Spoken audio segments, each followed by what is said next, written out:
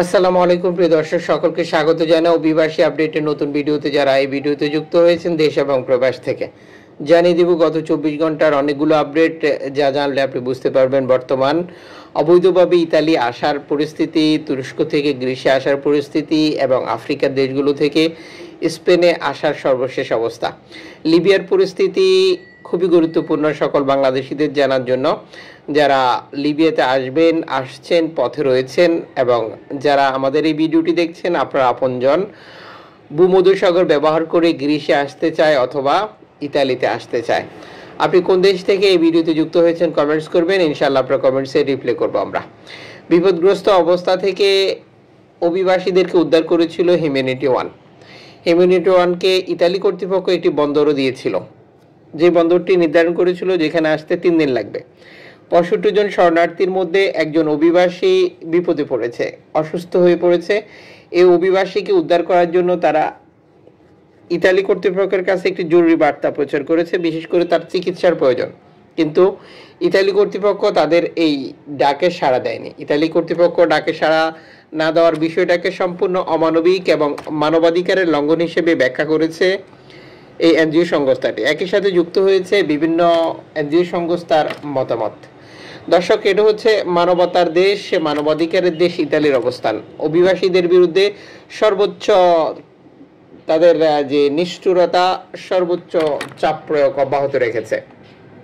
আর এটা Giorgia Meloni সরকার ক্ষমতা আসার পর কয়েক গুণ বৃদ্ধি পেয়েছে, যা আপনারা প্রতিনিয়তই দেখতে পাচ্ছেন নানাভাবে। এদিকে এনজিও সংস্থা অ্যাস্ট্রাল সর্বশেষ বার্তা নিশ্চিত করেছে তারা অভিবাসীদেরকে উদ্ধার করেছে এবং ইতালি কর্তৃপক্ষের কাছে হস্তান্তর করেছে, যেটা লিবিয়া থেকে ইতালিতে আসার চেষ্টা করেছিল। এনজিও সংস্থা সলিডারিয়ান মাইক্রোব্লগিং সাইট এক্সে দেওয়া বার্তা নিশ্চিত করেছে মাল্টা এসআর জোন থেকে 59 জন শরণার্থীকে তারা উদ্ধার করেছে, যেখানে 7 জন নারী এবং নাবালক শিশু ছিল। এদিকে এনজিও সংস্থা সিআই মাইক্রোব্লগিং সাইট এক্সে বার্তা নিশ্চিত করেছে তাদের উদ্ধারকৃত 15 জন শরণার্থীকে নিরাপদে ইতালিতে হস্তান্তর করেছে। এর আগে লিবিয়া থেকে পালিয়ে আসা বিপদগ্রস্ত এই অভিবাসীদেরকে তারা উদ্ধার করেছিল। উদ্ধারকৃত অভিবাসীদেরকে নিরাপদেই হস্তান্তর করা হয়েছে। যদিও মাত্র 15 জন অভিবাসী নিয়ে তাদেরকে একটি বন্দরে আসতে 3 দিনেরও বেশি সময় লেগেছে, যেটা ইতালি কর্তৃপক্ষের সিদ্ধান্ত অনুযায়ী। এদিকে তুরস্ক থেকে গ্রিসের উপত্যকা দ্বীপে রেকর্ড সংখ্যক শরণার্থী প্রবেশের তথ্য প্রকাশ করেছে একটি এনজিও সংস্থা। অভিবাসীরা বিপদে রয়েছে, তাদের সহযোগিতার প্রয়োজন বার্তা প্রচার করেছে, যেখানে নারী, শিশু, অসুস্থ লোকজনও ছিল বলে এই প্রতিবেদনে তারা বেশ কিছু পিকচার যুক্ত করেছে। আর এই হচ্ছে বর্তমান গ্রিসের অবস্থা। বর্তমানে আমাদের যে সকল বাংলাদেশি তুরস্ক থেকে গ্রিসে আসছেন সেটি ভিন্ন একটি পার্ট, তবে লিবিয়া থেকে যে সকল বাংলাদেশি গ্রিসে গেম দিতে যাচ্ছেন সবাইকে অনুরোধ করব বর্তমান পরিস্থিতি বিবেচনায় এটা করা যাবে না বা বন্ধ রাখতে হবে, কারণ গ্রিসের পক্ষ থেকে যে কঠোর অবস্থান, এই অবস্থানে আপনি গেম দিলে নিশ্চিত বিপদে পড়তে যাচ্ছেন। আর এই পরিস্থিতি নিঃসন্দেহে আপনার ভবিষ্যতের জন্য ভালো কিছু বয়ে আনবে না বলে আমরা যেটা অনুমান করছি, আর যেটা ধারাবাহিকভাবে অব্যাহত রয়েছে। এদিকে আফ্রিকার বিভিন্ন দেশ থেকে রেকর্ড সংখ্যক শরণার্থী স্পেনে প্রবেশ অব্যাহত রেখেছে। যেমন মরক্কো থেকে শুধুমাত্র সাঁতার কেটে 100-রও বেশি যেটা নাবালক শিশু যুবক প্রবেশ করার তথ্য দিয়েছে স্প্যানিশ কর্তৃপক্ষ। যদিও মরক্কোর সাথে স্পেনের চুক্তি রয়েছে শরণার্থী বাধা দেওয়ার বা প্রতিহত করার। আর বাকি আফ্রিকার দেশগুলো থেকেও ধারাবাহিকভাবে গেম হচ্ছে এবং শরণার্থীরা স্পেনের উপত্যকা দ্বীপগুলোতে প্রবেশ করেছে।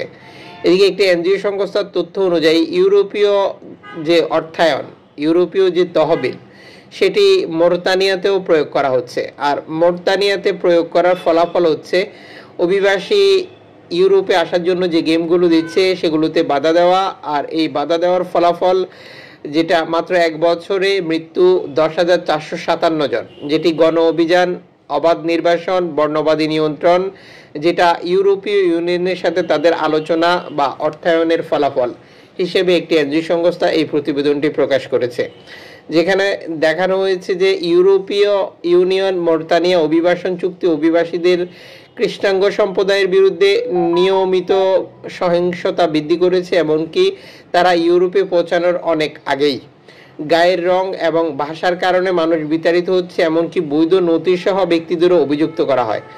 যারা ক্যানারি দ্বীপপুঞ্জের প্যারিসিং থেকে বেঁচে যায় তারা প্রায়ই কারাগারে শেষ হয় আশ্রয়স্থলে, যেটা তাদের বিরুদ্ধে চরম নির্যাতন অত্যাচার অব্যাহত, যেটি ইউরোপীয় যেটা আফ্রিকার দেশ থেকে শরণার্থী আসার ক্ষেত্রে বাধা দেওয়ার একটি কৌশল হিসেবে তারা প্রয়োগ করেছে, যেটা তারা প্রয়োগ করেছিল তিউনিশিয়ার ক্ষেত্রে। যেমনটি তিউনিশিয়ার কঠোর ডানপন্থী বা অস্থায়ী সরকার কাউস সাইদকে একইভাবে অর্থায়ন করে নিয়ন্ত্রণ করে তিউনিশিয়াতে অবস্থানরত বিভিন্ন জাতীয়তার লোকজনের বিরুদ্ধে যে নির্যাতন অত্যাচার সেটি চালিয়ে অভিবাসীদের যেমন ইতালিতে আসা বন্ধ করেছে, তেমনি তিউনিশিয়া থেকে বিতাড়িত করেছে, যা এর মধ্যে বারবার আন্তর্জাতিক সম্প্রদায় বা মানবাধিকার সংগঠনের তথ্য অনুযায়ী প্রমাণিত। আর এটি তারা কন্টিনিউ করে যাচ্ছে কাউস সাইদের যে নিষ্ঠুর সরকার এবং তার যে পেটুয়া বাহিনী, সেই বাহিনী দ্বারা পরিচালিত করে, যেটি চরম নিষ্ঠুরতা বা মানবাধিকারের সর্বোচ্চ লঙ্ঘন হিসেবে বারবার জাতিসংঘ, ইউএনএইচসিআর, আইইউএম মানবাধিকার সংগঠনগুলো থেকে বার্তা দেওয়া হচ্ছিল। দর্শক, এই সকল পরিস্থিতিতে আফ্রিকা দেশ থেকে যথারীতি শরণার্থী আসা অব্যাহত রেখেছে বা অব্যাহত রয়েছে। শুধুমাত্র মোরতানিয়া নয়, আরও অনেক দেশ রয়েছে যেগুলো থেকেও গেম হচ্ছে। এদিকে ল্যাম্পেদুসা হটস্পটে শরণার্থী আসাও অব্যাহত রয়েছে। একইভাবে হটস্পট কর্তৃপক্ষ নিশ্চিত করেছে লিবিয়া থেকে তিউনিশিয়া থেকে গেম হচ্ছে, তবে তিউনিশিয়া থেকে গেম খুব কমই হচ্ছে, যেটা শুধুমাত্র লিবিয়া থেকে হচ্ছে, যেটা ধারাবাহিকভাবে অব্যাহত রয়েছে। এদিকে তিউনিশিয়া নিরাপদ দেশ ঘোষণা করে তিউনিশিয়ার যে সকল নাগরিক ইতালি সহ ইউরোপের বিভিন্ন দেশে অবস্থান করছে তাদেরকে তিউনিশিয়াতে পাঠানোর জন্য কাজ করছে ইউরোপীয় ইউনিয়ন, যেটি নিয়ে আন্তর্জাতিক সম্প্রদায় এবং তিউনিশিয়ার সাধারণ মানুষের মধ্যেও প্রতিক্রিয়া দেখা যাচ্ছে এটির বিরুদ্ধে, যেটি সম্পূর্ণ অমানবিক এবং নিষ্ঠুর আচরণ। আর এভাবেই ইউরোপীয় ইউনিয়ন আফ্রিকা, এশিয়া, মধ্যপ্রাচ্য দেশ থেকে আসা অভিবাসীদেরকে নিয়ন্ত্রণ করতে যাচ্ছে, অথচ তাদের ইন্ধনে, তাদের অর্থায়নে, তাদের সহযোগিতায় মধ্যপ্রাচ্য সংকটও চলছে।